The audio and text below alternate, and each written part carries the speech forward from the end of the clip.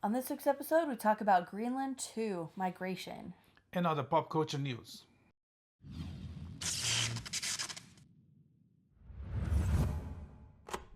So this week we saw a sequel to a apocalyptic disaster movie called Greenland.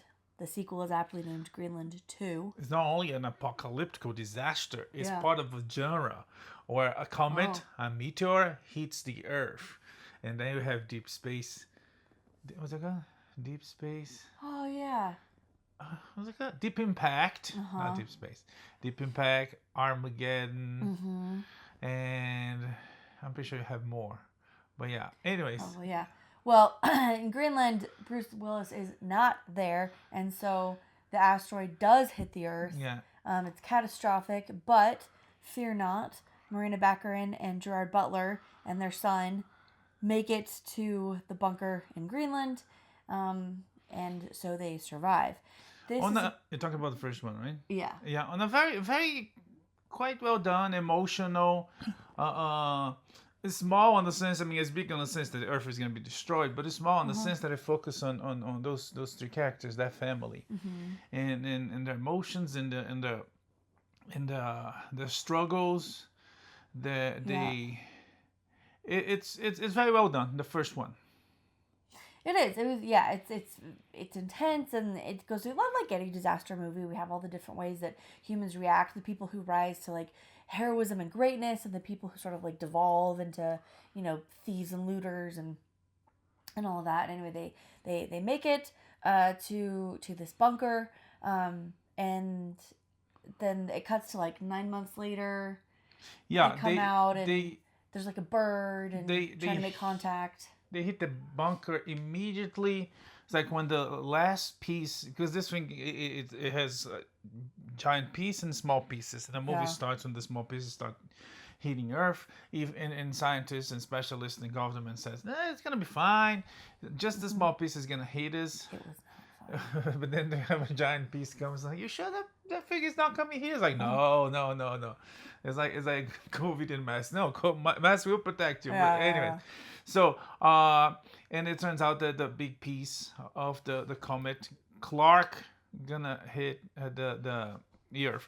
So they found a solution, which is, they are recruited by the government to go to a bunker because they are special. Is that the word? They didn't use the word. They are important. No. Yeah, but they both have like expertise.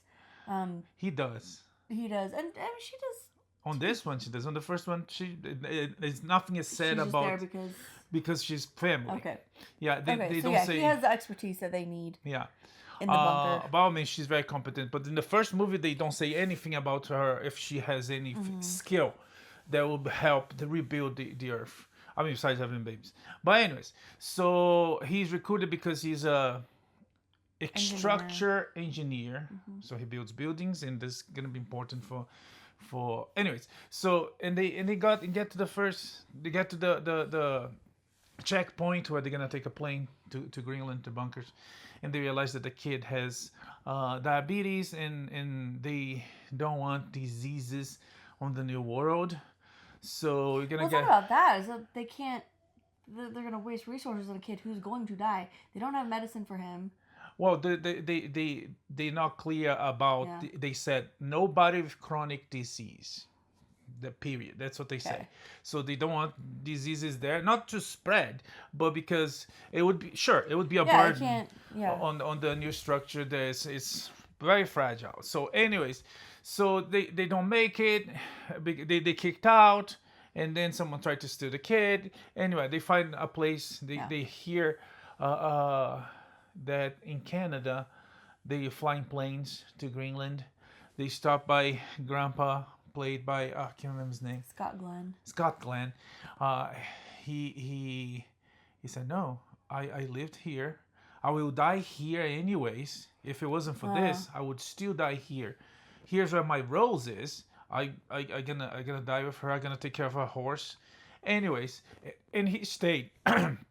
So they move on, get the plane, get to Greenland. The pilot dies. It's quite sad because the pilot, like both pilots, they did like they run out of engines, they run out of everything, and and then it's like heroism and struggle every step of the way. Yeah, they crash, but then they run to the vault, and then they got in right when the big piece is hitting Western Europe, which is really close to where they are.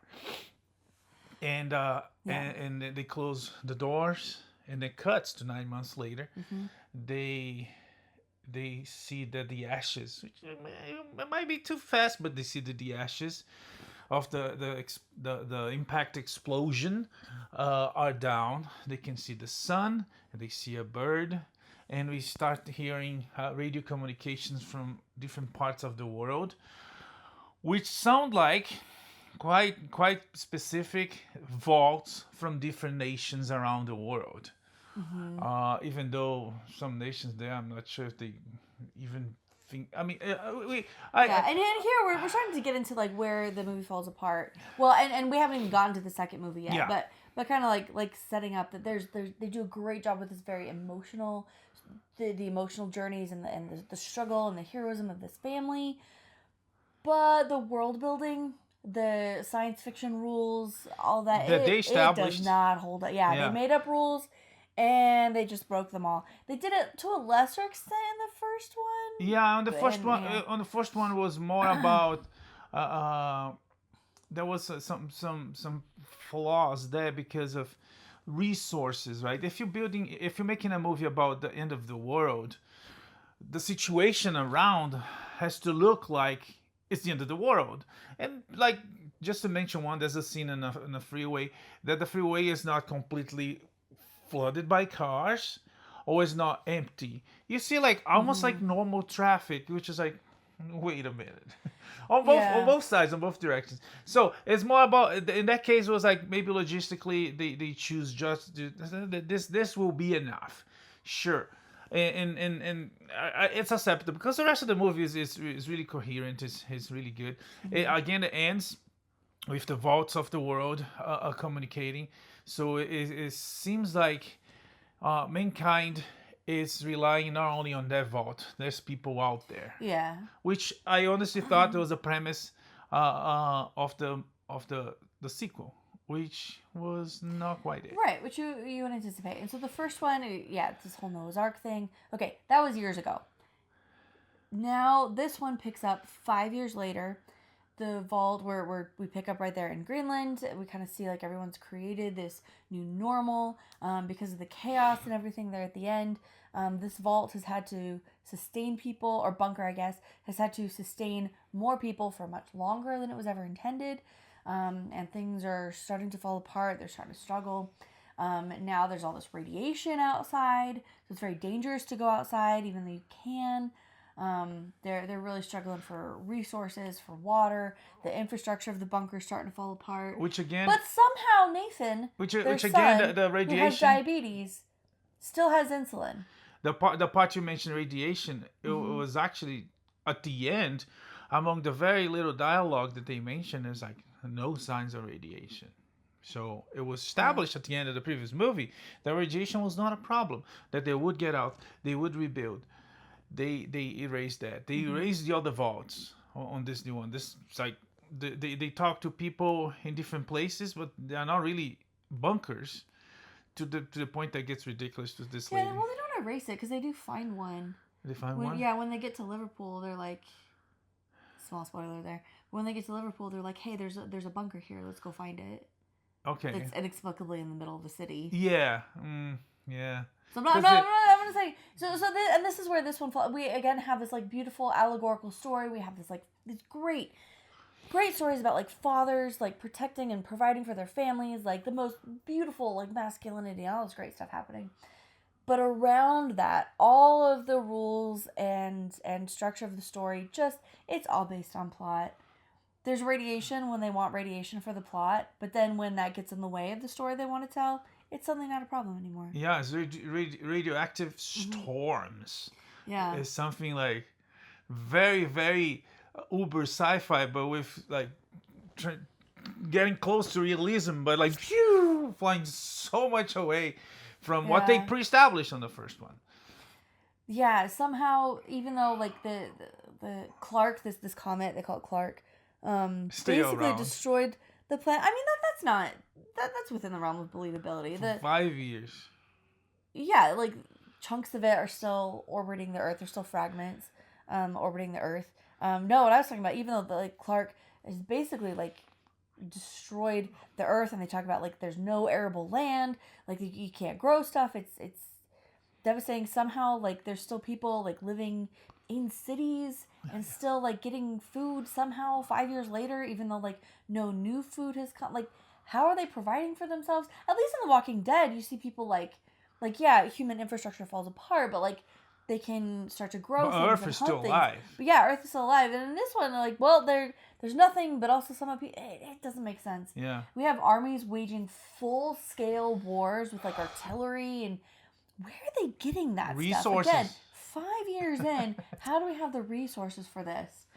Yeah, the people living outside. It's like the end of the first movie was very. It was like the end of mankind. You're gonna have to go back to the point that they have the metaphor or the allusion to Noah's Ark when they see the bird, because that people will have to replenish the earth. The rest is gone. They've got to start from scratch. Everything's gone. So maybe there's like other bunkers out there, but humanity's basically in that situation. Yeah. All that's left is what's in the bunkers. But in this case, they completely ignored that, because you see buildings outside, the glass is still there. I was like, if anything would break right away because of the impact, right? It would be the glass, and there's still glass. Or these horrific storms that come through. Yeah, and there's this group of people. They're living on a senior facility. Is that what it's called? Yeah. A senior, like a nursing home. A nursing home. I was like, what? Like, the Americans, like, ran for their lives for good or for bad. People struggled and fought to go to a bunker to survive. And these old people just stayed here watching reruns of Golden Girls. It takes elements from Walking Dead, but it's completely different scenario. Earth is destroyed, and they make references to the meteor, the asteroid that killed the dinosaurs, and completely changed the structure, the environment, the Earth. Right? This one was supposed to be very similar, if not the same, worse because it was bigger. But they ignore what they established in the first one and said, no, there's people living outside. Yeah, and they kind of ignore what they established in this one too. Like the rules, the situation, the crisis, it kept like changing back and forth, and like sometimes there's a problem. Like at the beginning, he goes out. Gerard Butler, like, he leaves the bunker. He's going, like, basically exploring, scavenging, kind of seeing what's going on. And he's got this whole suit on, and he's checking for air quality, and he comes running back in. He goes through this whole, like, decontamination thing. So it kind of suggests that, like being outside, exposure to the outside will kill you very quickly. It's, like, super dangerous and stuff. But then it doesn't. Like, some other humans have been surviving outside for years. And granted, they're not living well. I don't know. So there's a lot of. And again, like the diabetes. That was like the first thing I have a really hard time letting go of. It was a great plot point in the first one, right? They made it to a bunker, and then the guy's like, "Your kid can't come in, but you can." And they're like, "Well, we're not going to leave our kid." Like that was a really great moment. But now, how in the world is this kid with type 1 diabetes still alive 5 years later? My understanding is insulin is perishable, and also they made it very clear that these bunkers were not stocked to provide for people with this kind of chronic illness. Yeah. And it's not, anyway, so there's like things like that just like fall apart. Like, they're like, this is a huge problem. Never mind, we're just going to ignore that. Yeah. Like, this is a huge problem. We're just gonna ignore that. Like this, it's like if it was a series in 20 episodes, and the first you have the problem with the storms, and 5 episodes later you don't have it anymore. Maybe in the 10th you have, sure. Then you have the problem with the pieces of Clark falling. It's like in the first episode, because you have everything on the first episode, you have a little bit I mentioned, and then 5 episodes later you have some, maybe 7 episodes. You intercalate with the problem. Here is like they don't fix anything, but first is the storm, and earthquakes. They run away, which is on the whole Earth allegedly, and now it's fine. The air is the whole Earth. Now there's not a problem. Then comes pieces of Clark that hit the Earth, and they survive. They move on. and sure, it was going according to some of the rules they established, and then out of nowhere they established there's a freaking war going. It's like, dude, you already have enough. You have enough. And like, to be clear, they're fighting the war over this like spot where scientists figure out like, okay, this spot is probably actually going to be pretty okay. This is where life on Earth will begin again. And so these warring armies are like around it. They're still letting people go there. It doesn't make sense narratively. Makes no sense logistically. Like, oh yeah, the science of so by all means, like, I love sci-fi. I love bad sci-fi. Like, but so like by all means, make up the pseudoscience, make up the rules. It can all be pretend. That's fine. You can make smaller. You can make it smaller. You've just got to stick with it. You've got to follow the rules. Like Jurassic Park, that is not plausible. But they follow the rule. Like, they stay consistent with it. And so you're willing to go along for the ride. Doctor Who, by all means, it is cuckoo bananas. It doesn't make sense. But they make it work by saying, yeah, this is cuckoo bananas. Like they lean into it, and he does this whole, like, time is, like, timey-wimey, wibbly-wobbly stuff. It's like, okay, great. Like, that's the rules for that universe, and they follow the rules, and it's great, and it works, and it's fun. This one, like, it really got in the way of what I thought was some very beautiful storytelling. So, let that be a lesson to you, screenwriters everywhere. If you're going to make up rules, you got to stick with it the whole time. Otherwise, it's just like Calvin Ball, which is fine for kids on the playground, but not for a big movie. They could do, in this case, less would be so much more. If they do the first movie about the bunker, life in the bunker, relationships, and then comes a crisis, and then they have to run away, and then they try one way, but they see that's like, no, we can't stay on this island, and then they run to the sea and get somewhere else with magic gas. If you see the movie, you're gonna get it. But anyways, and dealing with the fallout, meaning places they can survive, places they can breathe, and the pieces falling. They could do one movie like that. That's it. And then they could do another one. I was like, wait, at the end of the second one, they would realize, it's like, wait, the situation might be better near the crater, because technically it will be the case. In the movie, they shortened that to 5 years. It would take like thousands, if not millions of years for life to rise from that, as allegedly did from the time of the dinosaurs. But anyways, at the end of the movie, they find there's like a promised land, and they use this word in this one. They find a promised land. And then on the next one, they would go to the promised land, and they would have all the problems. Oh, sure. Yeah. And even if they had like a wars, but not wars, maybe conflicts in between bunkers. But the way they expose this war on this one's a conflict with the Western Alliance and the insurgents. The insurging what? And the Western Alliance that's composed by what? It's like there's not allegedly there's not a organized government in the world. In the original bunker in the beginning of the movie shows that there's a council of people that were there, one including the wife of the main character, portrayed by Morena Baccarin. So they put like so much when they failed, like going completely opposite of the first one. The first one was this huge crisis, and they focus on these on this family. This family is like they fighting everything that is going on in the planet, the environment. They getting out of the bunker, and then there's storms, and then there's things falling out of the sky, and there's a war, and there's marauders, and everything. And then, anyways, I thought it was like, there's still the metaphors. He's taking the family to promised land. Yeah, it's beautiful and all. Gerard Butler does a great job. Oh so yeah, is Morena Baccarin. But everything around is like, it's funny, but it's like everything around it is falling apart. And I'm not talking about Earth falling apart. I'm talking about the story falling apart. Yeah, the world building just was not what it needed to be to take this story. And it really made me appreciate, though, like 28 years later.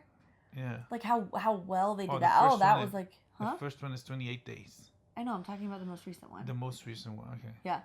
because that one kind of, I feel like it's similar. Like now we're well past like the crisis moment, and now we're rebuilding. And like that one, they kind of stuck to the rules.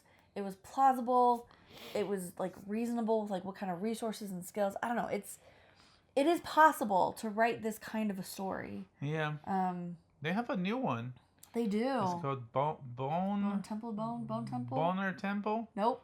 Bone. Is it Bone? No boners. Just Bones. Bone Temple of Bones, something like that. Yeah.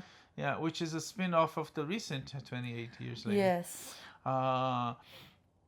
And yeah, on the third one specifically, it was kind of like they lost everything, and they rebuilding everything, but not by magic, not by some crazy plot device. They're going back to how mankind was, and they don't have. Some people might, but as a consensus that the people that are alive at that moment they are rebuilding, they're never gonna see mankind as it was when the disaster came, right? They are the base, and our base goes back to so long ago, like thousands of bows and years. arrows and agriculture and hunting and. So yeah, that people lived through times that they had fun on the internet. If mankind ever brings that back, and most likely will, it will not be for us, not for our kids, not for our grandkids. It will take a lot of time, because it's starting over, right? And in this one they found pseudoscience crazy solutions to start over. Go pseudoscience crazy. Yeah. Just be consistent. Yeah, but with your pseudoscience finding crazy. paradise for me, it was like, ah! He actually laughed out loud in the theater. Yeah, I was like, come on. For me, it reminded me of Land Before Time, which is this animated dinosaur movie from like the 80s, from early 90s, I guess, from my childhood. And they have to get to the Green Valley. And it's just like that. They like come up, it's just like desolation. And then they come up over the ridge, and it just down below them is like green and beautiful and prosperity. Like, aw. So it was very nostalgic for me. But again, like narratively, they didn't do the work. Yeah, but thinking at the beginning how pieces of clock ripped the earth. There's lava, right? And then when the big piece hit the earth, it's like, interesting. There's no lava there. But anyways, what's this movie called? It is called Greenland 2 Migration. 2 Migration. Yeah. Yeah, it's available in theaters everywhere. If you saw the first one and you want to check this one, yeah, be warned. You could stream this one. Yeah, it's IMDb. Let's see who wrote the first one and who directed the first one. Oh, good question. Let's see. Because this it feels like, and director. Rick Roman-Waugh, writer Chris Sparling. Okay, let's see the second one. Because it feels like people that were involved in the first one. Same director. Different writer. No, the writer. Oh. Yeah. Yeah, no, the writer. Yeah. No. Mitchell LaFortune? It says that because it's based on characters created by, so it means these characters from the first one, which he read. So they give credit to the and they show this in the beginning of the movie, based on characters of the original writer, and it kind of makes sense that the original writer was not involved in this one, because where he moved on to, what he wrote, the original writer. Oh, the original writer. Let's see. Let's see if he. What? Buried. I'm not a lot. Blacked. No. Oh no, those are in development. Oh no, so plenty. What like for once? Intrusion, Desperate Hour. Desperate Hour is really good. We saw Desperate Hour, did we? Did we? Isn't the one with Oh no, it's a different Desperate Hour. I'm thinking of the one with Churchill. Oh no.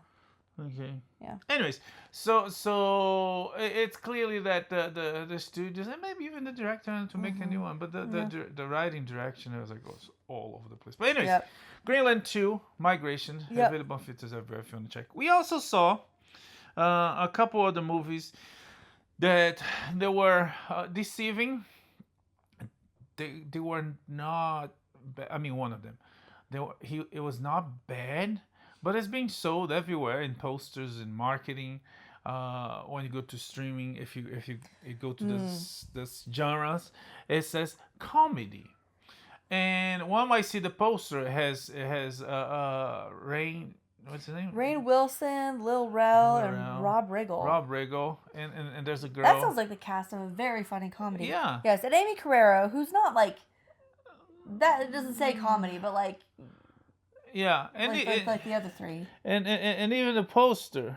Yes. It's kind of like, you see. It looks like shenanigans. So it's called Code 3. The poster is like looking in the windshield of an ambulance, and you have them all making like rah faces. Yeah, and the tag is the best medical care minimum wage can provide. Which is all that to me says shenanigans. It could be the tagline for that show. What's it called? Saint Denis Medical. Saint Denis Medical. Yes, yes. And yes, and this sells. If you go to where the movie is, it sells comedy. So it kind of deceives you because it has funny moments, but again, because life has funny moments, but life has tragedy. So you might be living on a very tragic moment of your life, and still have a laugh of something dumb, something funny that happens.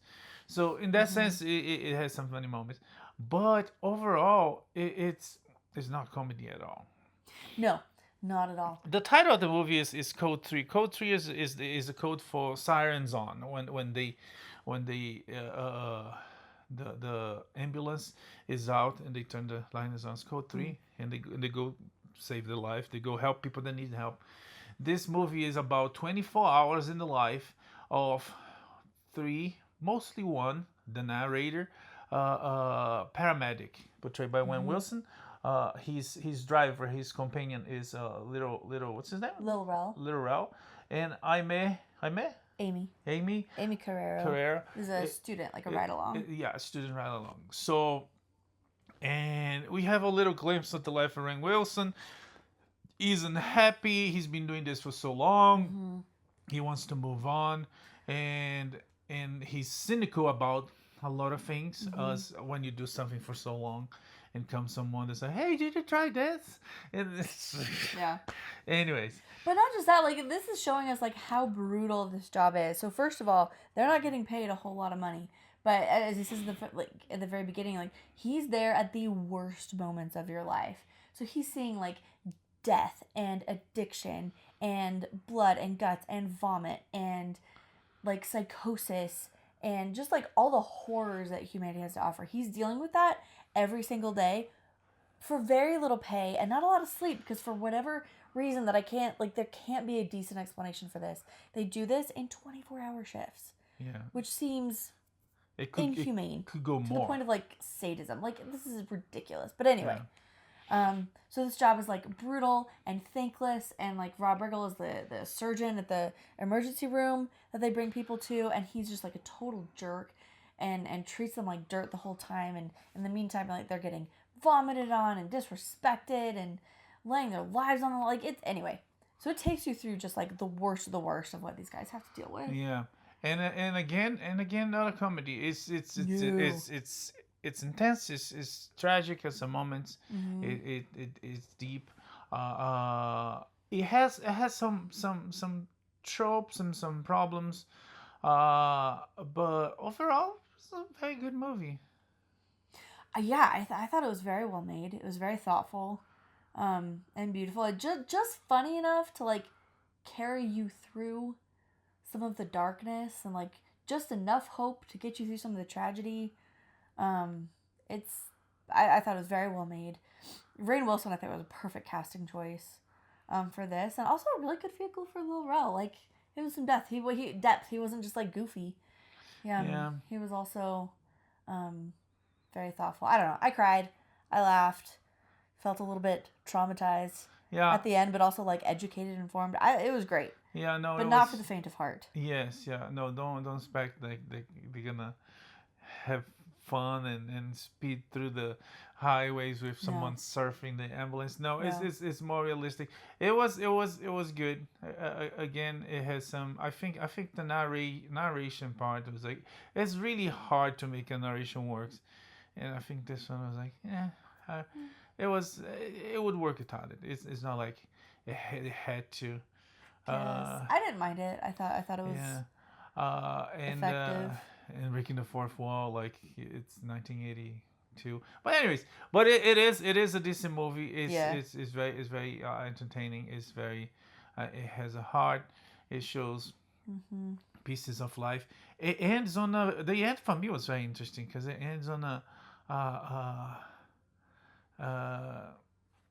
it kind of ends and you think it ends, but it actually go it has like a double end. So you think it ends, it's like, they're gonna end like this, and then like the screen goes back from black, fades back, and actually end showing that something's never changing, maybe for good reason.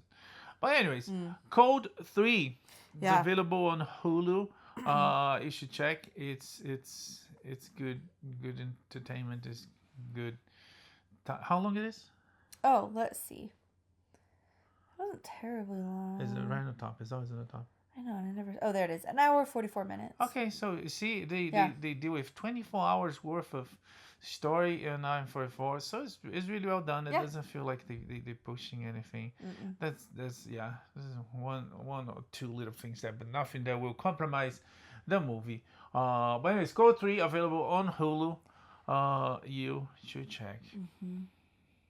Okay, last but not least, Warfare by Alex Garland and two Alexes, right? Ray Mendoza and Alex Garland. Alex Garland that did like terrific things, including Homeland and including I think he's involved in the new. Is him? Let me see here real quick. I think he's. No. I'm thinking he's someone else. Well, let's see here. 28 years later, part 3, but he was involved on the part, the Bone Temple, and the 28 years later. Okay. He was involved in Civil War. That wasn't great. Annihilation, Homeland, as I mentioned before, and what is upcoming?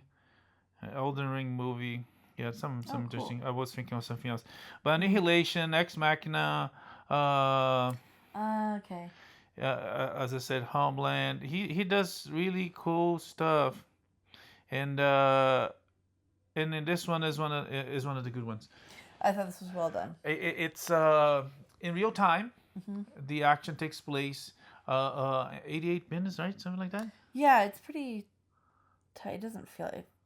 95 minutes, an hour 35. Okay, so in 95 minutes, it's showing based on a real story. As the credits, the cards in the beginning says, this is based on the memories of the men involved. Yeah. And some of them were involved, and we see that after the movie were involved actually when the making of the movie. So they say, and I did this, and I did this. They actually were there, showing what happens. It's very raw. It's very intense. Yeah. It's the life of a group of two groups. One of Navy SEALs and one of Marines, and how things went bad in 2006 in Iraq. Yes, it's an operation in Ramadi. Yeah, and it's really good. It is good. It's rough. So they bring in kind of a powerhouse cast. We have Will Poulter, Cosmo Jarvis, and Joseph Quinn are probably the most recognizable names. DeFaro Wunatai is also there and might be recognizable, but those are like the big names. And it just starts there. There's no music, is there? No, because life has no soundtrack. Yeah, exactly. So yeah, it starts out they're like goofing off and like watching a music video together, and then but after that there's no score. You're just there with them. And that seems to be right before they're about to leave. Yeah, because they're all geared up. They're all geared up. Yeah. They're all like they're like goofy dancing and getting ready to go, and then like it gets intense and it gets like dark, and they don't really hide anything, and you see it all the heroism and the shock and the horror and Yeah, I don't have anything non-cliche to say about it. Very interesting peek on the life of the men and women. In this case, it was just men that serve the military, and it's yeah. I cannot say differently. It's really well done. It's intense. Is Alex Garland English? The Three director. of these guys are English. The director. Oh yeah, he is. From where? Like Britain. Yeah, like but British. Bristol. Oh, I don't remember. Peaky Blinders. Anyways, Okay. he one of the directors actually was was a member of the military, which was cool for Garland to have this guy co-direct. And apparently, let me double check here, but apparently he or maybe I'm thinking of something else. Names of the SEAL team members were changed in the film to protect their identities, as some are still serving the military or prefer to remain anonymous. The only names that weren't changed in the film were Ray Mendoza, which is the director, right? The director, yeah. And Elliot Miller. The film plays out in real time, starting from the title drop at the point forward. The runtime depicts the real duration of the mission itself. Smoke ID. Okay, there you go. The film is based on the memories of each SEAL team member present during the mission. Each scene in the film was corroborated by at least 2 or more Navy SEALs members interviewed by Ray Mendoza and Alex Garland. Okay, no, this is the one that I was actually looking for. Yeah. Warfare is a love letter from director Ray Mendoza to Elliot Miller. Sorry, it was not the director. He created this for this guy, who, after the traumatic events of the Ramadi operation, doesn't remember what happened to him. Yeah. So, and they say at the end of the credits, right? They said for Elliot. Yeah. And we see Elliot. I'm not gonna spoil, but something really, really, really hard happens to him. Yeah. But he's for the bless of heavens, he's alive, and may he live a long more and be happy with his family. And he went to the set, and we saw him. He had, by what we saw, he looked like he was in good spirits. And this is for him and for all the other members of the military. And we saw all of them, even though some have their faces blurred because they choose for safety reasons or because they want to remain anonymous. But some of them are still out there. Yeah, which is intense. The ending of this one kind of left me with the same feeling as one we just watched. I think it's an older one, but that one we watched with Mark Wahlberg. Lone Survivor. Yeah, Lone Survivor. Yeah. The way this one ends, it's such a perfect ending scene, but it just leaves you with this question like why, for what did all this happen? Yeah. Because do they even really specify at the beginning what the mission is? Well, it's 2006 Iraq, right? So yeah, but like that specific operative, were they looking for somebody, or operation? Like, were they looking for something? They never really say, right? Like, are they looking for someone? Are they setting up a base? Are they? Well, they don't give much details. They said that the Navy SEALs, they get their house, they take their house to have snipers giving protection to the Marines that are coming to do something, which they don't say what it is. And in the end, it turns out that the Navy SEALs get in trouble, and then the Marines come to help, and then come the infantry, the Bushmaster, and it's a really good movie. It really is. If you want to know like some recent history concerning the military, and some brave men fighting the impossible. Warfare is available. It's recent. It was released last year in the theaters. We missed the chance to see it at the theaters, but we just saw on Max, HBO Max, whatever they call themselves this week. It's available there for you to see. And that's all the movies we saw. Yes. Okay. Let's look at the box office. Avatar: Fire and Ash is still number 1. Primate, it did a $10.5 million opening. It was a horror film, so that's kind of fighting with Zootopia and Housemaid for number 2. So Avatar is was the 4th weekend remaining up there, and it's gonna make a lot of money because it's so good. So good. It is visually stunning. Yes. And it's like, you know, a little kid said, I wish I was Avatar. It's like, said nobody ever. Yeah. Anyways. Landman. What do we want to say about Okay, Landman? so we saw this episode. Landman is really good. Yeah. We probably didn't talk enough about it on how good it is. Tyler Sheridan. Property on Paramount Plus. The latest of his so many shows. Smash hits. Yeah, and it's a really good show. It's funny. It has heart. It has tragedy. It has like, oh my gosh, what's gonna happen now? Oh yeah. It's like big scale stories, small scale. Yeah, and it's beautifully written. Some like you can single line some dialogues, and it's really good. Oh yeah. So this past week, this past episode, and some other episodes got some people triggered, because of some of the things he says. Because he's very realistic. He's some people call him anti-woke, which we would say he's normal. And he wrote this past episode where Ainsley is going to college.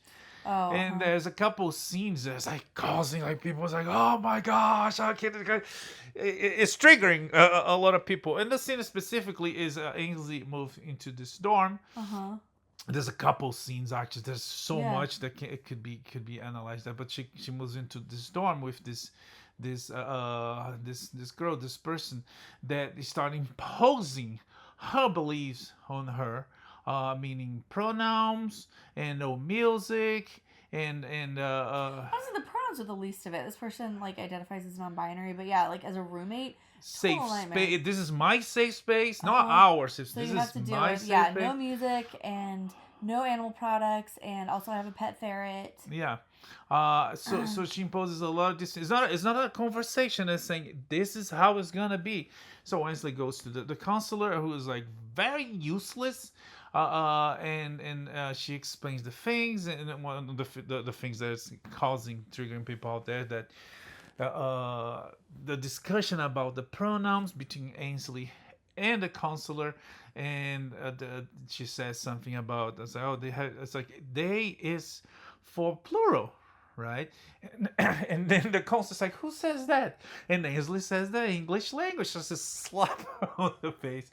But one thing that nobody is talking about, which is being ridiculed on TV for so long, that it's kind of the importance of families on this sense, is that once she looks for help with the proper authority, and the proper authority is useless, she says, I'm gonna call my mom.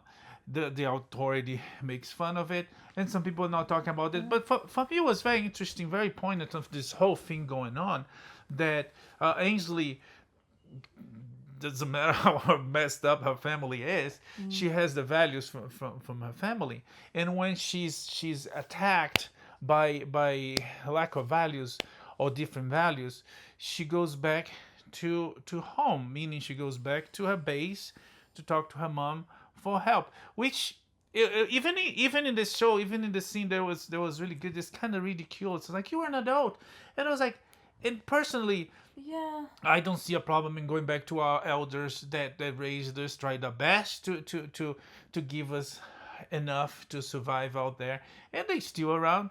Go there. But the thing is, this thing blew up. It's like everybody's talking about it. And not everybody is watching, because I see people say, oh, this scene, because it went viral, right? But it's like, you guys should watch the show. The show is so good for so many reasons. Right. This is just like one little tiny piece of the iceberg. I respectfully disagree with how... I don't think what they were showing here was like a girl going back to her family and her family values and her mom protecting her. I think it was actually some really bad parenting that, and like even like the books you gave me, like they kind of address this type of bad parenting where Ainsley says like, oh my gosh, this hard thing happened, and her mom's like, it's okay, baby, I'm gonna come and take you to a hotel and you can have a pool party with your two friends. No, that's what happened. Listen, that's what happened. She went. What should have happened? She went to talk to the authorities. I know, and she tried. She did, and the authority told her, you need to work this out with your roommate. But that's the thing. But she didn't try to work it out with her But that's the problem. She didn't. If the roommate would come to the counselor and say, "Oh, you can't. What is this? Because we don't know what happened. Here's what happened out there. We don't know what happens out there. What should have happened, and what I think is gonna. It's my turn, sir. Let me finish. Okay, fine. If the person on the situation, because society is destroyed this way, if someone would come to a place of work, to a school or any organization and say, this person is not respecting my pronouns, the counselor would take that person's side. I hear you. It would not say you have to figure out. But that is because society is a mess. But it's not what if, it's how society is out there. I know, but we're talking about a fictional story here. And what I hope happens, and what I hope to see, what would be real growth and something that was really meaningful, is for Ainsley's parents to support her in dealing with this difficult situation. Not using their money to take her out of it, but to support her in like having that tough conversation with her roommate. And I think Ainsley will get there. And what we're missing here is like the real depth here and what he's doing, what Tyler Sheridan is doing well with the show. He's showing people with like very conservative backgrounds as like actual human beings. And so Ainsley is not just like, yeah, she's upset because of this like nightmare roommate, who, to be clear, is not a nightmare because she wants they them pronouns. She's a nightmare because she won't let her roommate listen to music, have animal products, and also she has a freaking pet ferret. Ferrets are aggressive and smelly. Like in a dorm room, oh my gosh. Anyway, so, but like they're showing that Ainsley like also has compassion for this girl and like maybe doesn't agree or care about the they them pronouns, but also recognizes that this is a young person who is like lonely and sad and miserable because nobody wants to be with her. I really hope that Ainsley steps up and like has some conversations and tries to work on this relationship with a roommate and tries to work on living in the dorms instead of having her mom sweep her away and pay for everything, because her mom definitely has her on a track of like being a trophy wife and just marrying a rich man. And having pretty babies and using money to solve all her problems. That is what her mom does. Her mom does not represent good family values at all. That needs to be clear. That is not good parenting. That is not conservative values. It is not family values. It is using money to solve our problems. And it is not okay. Yeah, well, sure. It is not okay, and it is not good. And if you want like actual conservative values, would be like, okay, here's a problem. We are going to deal with this problem. Yeah. We're not going to run away with it. But we're not going to run away from it. But on the same. We don't need the institution. We don't need the man to solve the problem for us. We can have a tough conversation. In the same way you're saying the what ifs. Once the counselor tell her, I was like, yeah, go to your mom, right? She doesn't know what their parents. She's judging their parents. It's like if a kid goes back to the parents, no matter how they are, these kids are losers, and that's the thing I'm saying. It's like even that scene on the show, they show there's no problem. Go back to your parents. They lived more. They've been around more, and especially nowadays the youth is. But we don't want kids to just like, oh no, adult life is difficult. Let me go back to my mom. But exactly the point. Ainsley didn't do that. She tried. She went to the authorities. She tried to do what was possible. She didn't talk to her roommate. Because her roommate was reticent, said no. It's like, you have to accept me how I am. And she's like, okay, I'm going to talk to someone that can help. But Ainsley didn't say, like, can this be my safe space too? Can I listen to music with headphones? But the person came to her, like, with full authority. This is my space. So Ainsley's like... at a critical moment. She tried to find Ainsley's at a critical moment where she can, like, grow up into, like, an actual, like... An actual adult who is like capable and intelligent and can handle life, or she can just rely on her mama and her daddy's pocketbook. And that's what's happened so far. Anyways, the scene is viral out there. Yes, clearly it's fairly controversial. It's for different reasons, and there's still more at the end when her mom talks to Ainsley why that person is like that. And there's so much, but anyways, the entire show it's full of very interesting, very insightful. Pieces of life, and he writes that, and they have their problems. They are not normal, and they live in this world with problems that we find everywhere with crazy people like their roommate. But anyways, talking about pocketbooks, what's it called? Paychecks. Sure. That might not be the case because the episode ended in a very, very Yeah. cliffhanger I was mad. plot twist. Oh my goodness. But you're gonna have to watch to see what happens next. Whoa, we have to run because you have a lot. Okay, we discussed a lot about race through it. 30 Well, stop saying second. very wrong things, and I won't have to explain how wrong you are. That we could get through. I only speak wrong things, except that I'm always right. So it's confusing. You're usually right. You're usually right. So no. Let's go. Okay, Scott Adams passed away. Sad. Scott Adams, great of Dilbert. Very outspoken conservative out there. He had a podcast. He did a podcast until the very last end, and he had cancer, and he mentioned that he wouldn't survive much this year. Anyways, rest in peace and prayers to the family. Okay, the Golden Globes happened. The awards were pretty consistent with what we saw from Critics' Choice. Not a lot of big surprises. The pro-communist propaganda movie won. What's it called? Best Picture. Battle. One battle after the another. And surprisingly, they also gave a prize to a communist propaganda movie from Brazil in the Best Actor as well. What else? Podcast was kind of. It's kind of dumb. They give to Amy Poehler. I'm not judging the quality. It could be a very delightful podcast. I'm not judging the quality of her podcast, but it's like, if you want to do a podcast from an actor, name the category that, because there are so many other influential, important, more popular podcasts than her.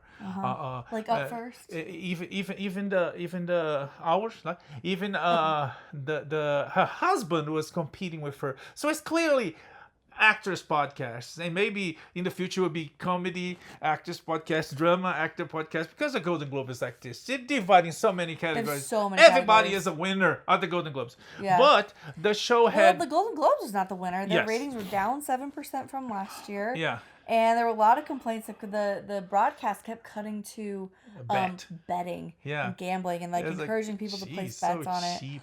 and even the jokes. Nikki Glaser did a terrific job last year. It was really funny. This year was is she funny? Last year this year wasn't that funny. But anyways, I have yet to see her be funny. Who else we need to mention? The Diplomat won. Is a good show. It's kind of like soapy. It's very, very the back behind the scenes of the power. It's very West Wing. Yeah, but it's just plausible enough that I'm like, yeah, this is good. But also but it's more soapy in the sense that people who's sleeping with who. This is true. This is true. Yeah. Very sexy. If you want to check the list of Golden Globes, you can see online. There's I don't think there's more that we can talk about. The skinny boy. What's his book? Timothée Chalamet won for Best Actor.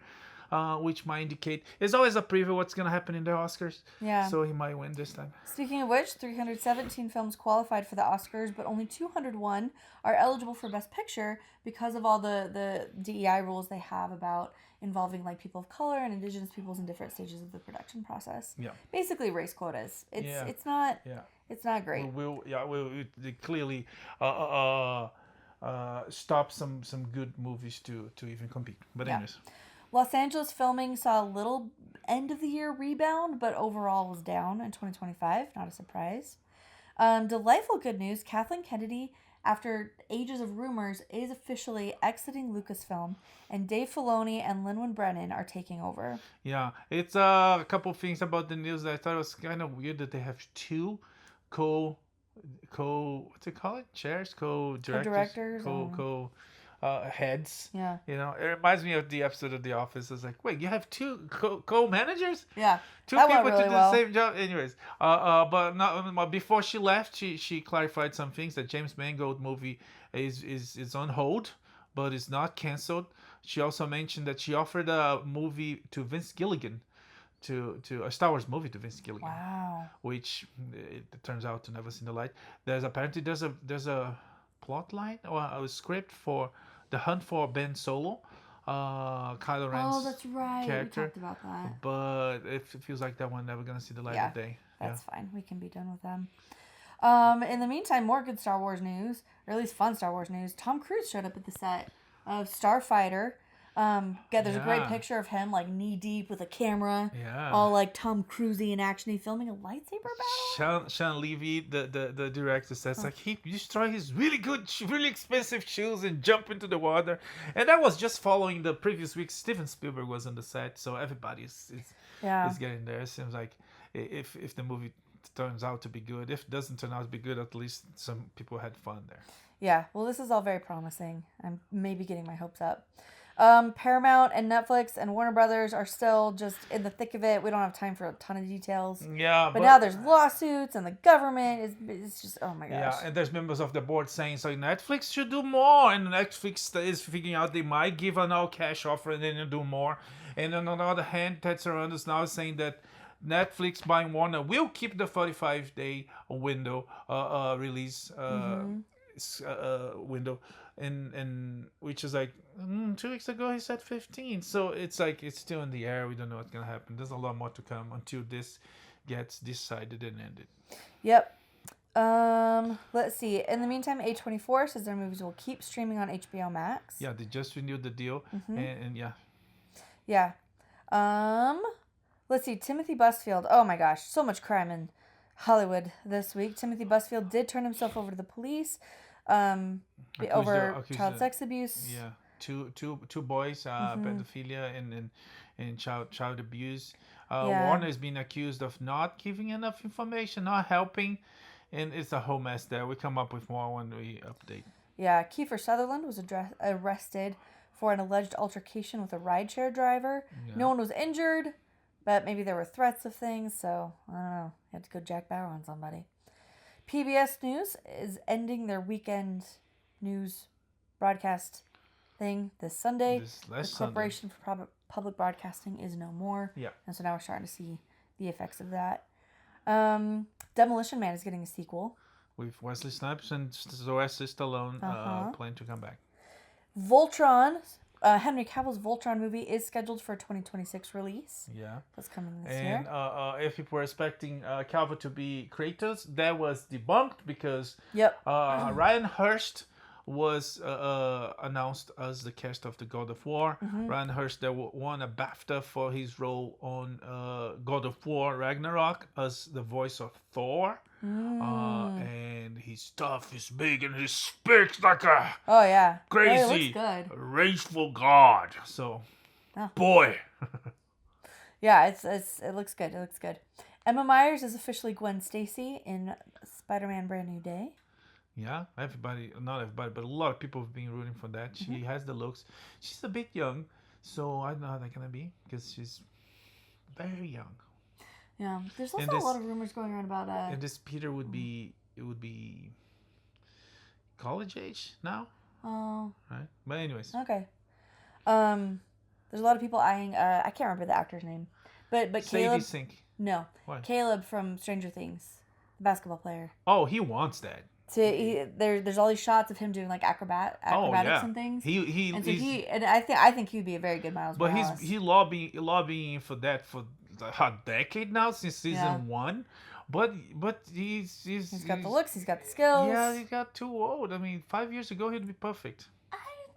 It depends on where you jump in with the story. Yeah, we don't have to do. Not every superhero movie has to be an origin. Yeah. Anyway, Baywatch is getting a reboot. They're doing open casting in Los Angeles. Yeah, they're looking for pretty young new faces from the LA area.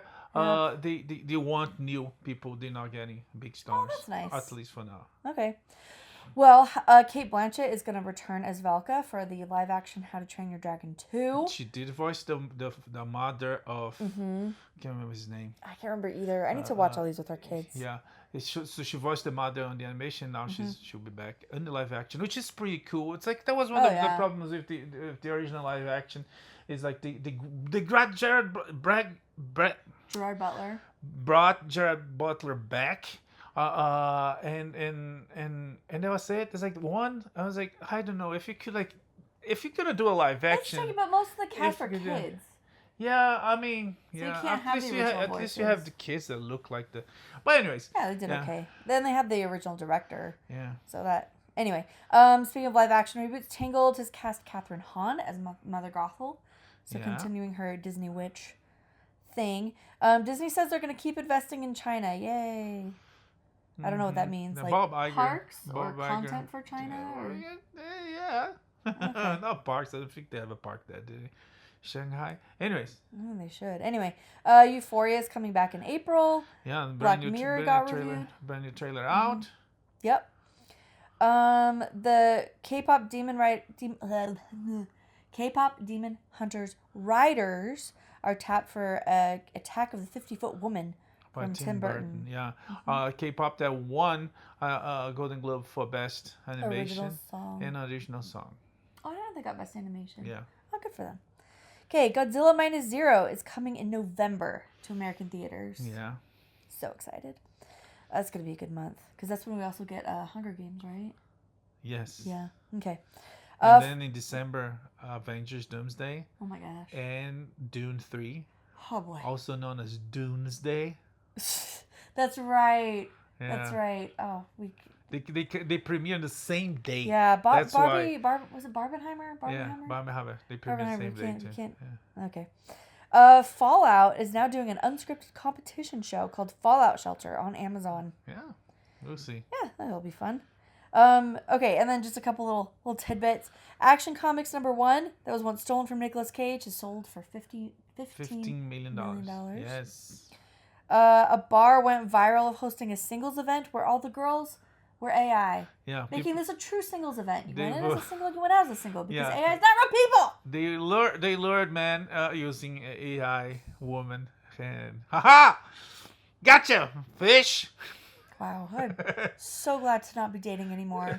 I'm so sorry, everyone who is. It sounds horrible Okay. out there. And Jay Leno.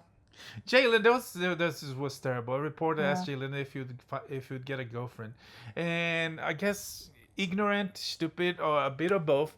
Jay Leno is married to his wife for 45 years, which in Hollywood is almost... To be clear, Jay Leno is not the one who's ignorant or stupid for being married Yeah. for 45 years. No, I'm not saying that. Yeah. I'm saying the reporter. Yeah. The press, which, come on, breaking news. The press is ignorant. But anyways, so he's married to his wife for 45 years, which in Hollywood is like almost impossible. Oh, yeah. I mean, really, in general, 45 years, that True. is something. Yeah, Way to go. because there's elements. Even if they stay together, there's people that die, right? The husband died, the wife died. It's like Sure. the overall. It's not nothing. Overall, it's a big accomplishment. Not only that, she is fighting dementia, Oh. and he's there by her side, helping and doing his best because he loves her. She's no matter what, she's still. And that's marriage, and that's what you girl. do. You're committed. Yeah, and it comes this moron and he's like just had fun of it. It's like, that's Hollywood for you. Yeah. So do Yeah. your research, Yeah. guys, before you ask weird questions about people's dating lives. Yeah. Do your research. Yeah. And yeah. just dumb. Yeah. Well, What it's else? a fun episode to end on. Maybe, okay, I'm going to bring it full circle. We started talking about paramedics. Maybe this reporter could call paramedics and help them get his foot out of his own mouth. Yes. It's not good. Yeah, It's best I but got, yeah. guys. I'm sorry. Yeah. And in Washington, the Nobel Prize winner, I just saw this on the news. The Nobel Prize winner, Maria Machado, I think that's her name. Yeah. She gave her Nobel Peace Prize to President Trump for the work he did in Venezuela, for the work he did bringing peace in several parts of the world, including working on a perspective, hopefully soon peace to be in Ukraine. Interesting. Yeah. Anyways, All right. but that's it, right? That's it. Anything else? That's it for this week. We come back next week with more pop culture news, entertainment. Maybe shorter, maybe longer. We'll see. Depends on what we're gonna see. There's a lot of cool stuff coming. There's like a new Mark Wahlberg, Ben Affleck movie on Netflix. Is it set in Boston? I don't know. It's called The Rip, and it looks good. Okay. And there's some documentaries coming on Monday, Martin Luther King Day. There's some new shows that we want to check. John Bernthal has a show with Tessa Thompson on Netflix as well. There's so many stuff, so much to see, so little time. That's why we see to tell you what to see and what not to see. Yeah. And go out there, watch. Come back with like, comments, subscribe, share to your friends, to your enemies, to strangers in the streets. But that's it. May the force be with you. Live long and prosper. Bye. Bye.